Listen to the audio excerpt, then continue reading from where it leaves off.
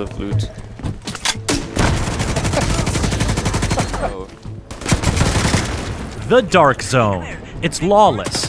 It's lucrative. It's plural? That's right. In the Division 2, there are 3 distinct Dark Zones, each claiming its own unique neighborhood of Washington, D.C., and each with its own stories to tell. She needs help. That yellow shit is blowing all over the place. You want to be next? They are dangerous places where you can hunt and be hunted by both enemy factions and other players. And the dynamics are evolving to give you new reasons to go rogue and more ways to score sweet gear. Initiating rogue protocol. But the Dark Zones aren't the only multiplayer option we checked out. We also went a few rounds with the new organized PvP modes. Here's what we learned. Crime pays. There's a new way to go rogue for fun and profit in the Dark Zone. Become a thief. Break into a locked chest or steal the entire contents of a DZ drop, and you'll earn more loot than you normally would.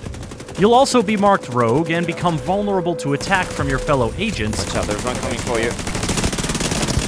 But your thievery will reveal a hidden signal. Follow it by completing more rogue actions, and you can eventually unlock a secret entrance to the Thieves' Den. In the Thieves' Den, you'll have access to a special vendor with valuable wares, and you'll have your rogue status cleaned and cleared. Clean loot. Dark Zone extractions are a tempting target for players looking to go rogue and rob their fellow agents. So securing your contaminated loot is always a bit risky. However, in the Division 2, some of the loot you find in a Dark Zone will be clean. That means you can equip it whenever you like, and you can't lose it if you die, so your DZ runs will be that much more lucrative. Normalization.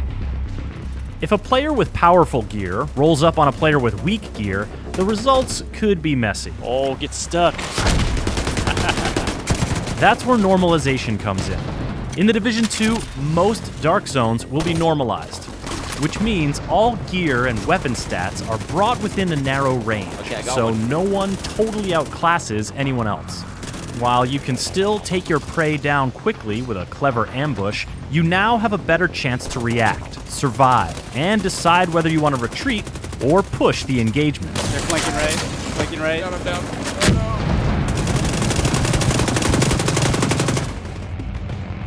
no. Occupied Dark Zones. Did you catch how I said most Dark Zones will be normalized? Well, once you reach the end game, Dark Zones will start becoming occupied for set periods of time. We can't show you one just yet, but we can tell you that an occupied Dark Zone is not normalized. Got another one down. So every ounce of juice you can squeeze out of your gear will give you an edge. Furthermore, there are no icons telling you who is rogue and who is not. And friendly fire is always on. Kinda makes you wonder what sort of loot is in store for players willing to brave those conditions. Shades of Rogue. Take this short quiz to discover how rogue you are. Have you just entered a Dark Zone or only been fighting enemy factions? You are not rogue. Other players can't damage you unless they are rogue. Have you broken into a chest, stolen an entire DZ drop, or held down the button to toggle you and your teammates rogue? Rogue protocol initiated. Then you are rogue. You can attack other players to earn XP, gain currency, and steal their loot, but any other player can try to take you out. Have you turned rogue and taken out another player? You are now disavowed rogue. Your agent status is disavowed. The red icon means you are more visible on the map to other players, so watch your back. Finally, have you really leaned in to the disavowed rogue thing and killed a bunch of other agents? Then you have reached your final form, Manhunt Rogue. Manhunt now in effect. All players are alerted to your presence. The bounty on your head is sizable. Knowing the 4 Dark Zone states is essential to living your best Dark Zone life, as is knowing how to clear them, letting your timer expire without performing rogue actions, visiting the Thieves' Den, dying and respawning, or hacking a manhunt terminal are reliable ways to get clean. But if you want to double down, you can sabotage the manhunt terminal. This will make your manhunt more difficult, but also more rewarding. Just remember, you still have to find and access another terminal to lose the manhunt and get your loot. Ease into it.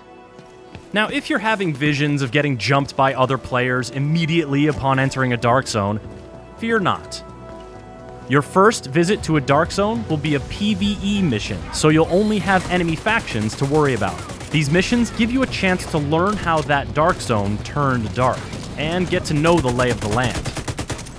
For example, one of the DZs began as a depot for shipments of military gear, so be on the lookout for places that you can use the shipping containers and rail cars to your advantage. And keep an eye on the vegetation as well. Washington, D.C. is pretty overgrown these days, and the tall grass can obscure your position while you make sure nobody messes with your loot extraction. Cargo loaded, ready to go. Organized PvP. When you just want to mix it up with your fellow agents, Conflict is the place to do it. This is where you'll find organized PvP, with 3 custom-made maps and 2 modes at launch: Skirmish and Domination. Yep, here they come. Point Alpha was captured by your team. These fights will be normalized, just like the Dark Zones, and they'll be set up with skill-based matchmaking. He's right here. Conflict will have its own progression track and rewards, although I think we can all agree that scaring the crap out of other players with explosive crossbow bolts is a reward unto itself. You're going to learn a lot more about The Division 2 in the lead-up to launch on March 15th. You can pre-order now to guarantee your access to the upcoming private beta, or register on the official Division 2 site for a chance to get in. Be sure to stay up to date on the latest Division news by subscribing to this YouTube channel and by visiting us at news.ubisoft.com.